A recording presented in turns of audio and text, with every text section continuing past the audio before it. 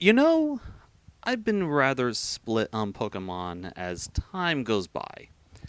I've played the series more than any other series out there, including Warcraft, Rock Band, and Persona. Yet, starting with the ORAS games, I started to fall out. Now, I haven't even touched Sword nor Shield. There's a lot of reasons behind this, including a story that is increasingly stagnant. What I want to talk about today is one of the core problems the entire series has held.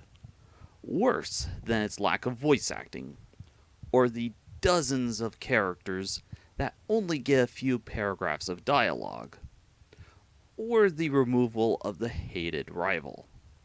No, the thing that fails the entire story is you. Or more accurately, the player character. The silent protagonist that is your avatar in the world of Pokemon. And yet, it is the thing that keeps the games from having great narratives. Is the problem the fact that the protagonist is silent? Not necessarily. Even dating back to Dragon Quest, silent protagonists have been a staple of role playing games. Even today, Persona demonstrates that a silent protagonist can work. Yet, the more I think about it, the more Pokemon gets its silent protagonists wrong. The trope of the silent protagonist is designed to be a form of immersion, a way to get players to put themselves into the game. It's not Joker or the hero you're playing, it's you are playing. The game is using them as avatars for the players. But it doesn't really work like that. True, you get to make major decisions, but there's a fundamental difference that Pokemon misses. One that makes or breaks the silent protagonist as a way to immerse the player into the story. The fact that your character matters. In Persona 5, it is your character, you the player, that gets all the confidants to open up and to face the problems head on. Heck, Chrono Trigger, a game that was made as far back as. Anyway, the character of Chrono never says a single word on screen. But when your party faces Lavos for the first time, Chrono is snuffed out. For the first time after a dozen hours, you lack the silent protagonist, and you miss him. You realize just how important Chrono was to the entire story. Yet, when we go back to Pokemon, this doesn't exist.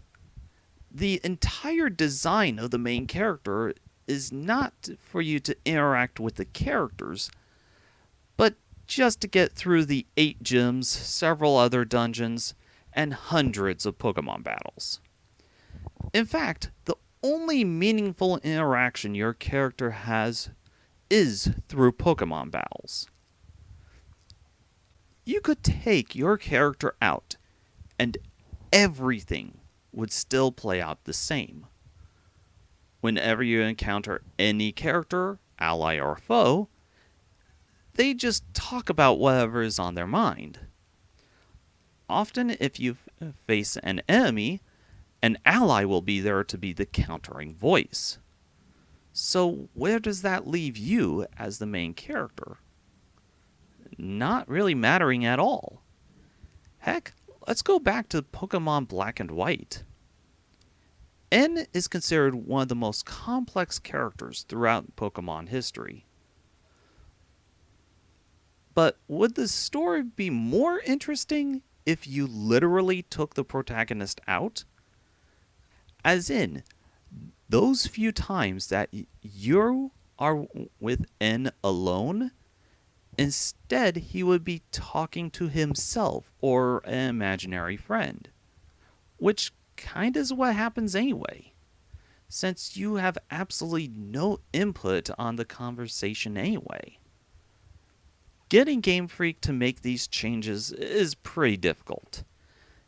A major reason Pokemon has stagnated is because no less than the anime and card game relies upon the regular release of the video games.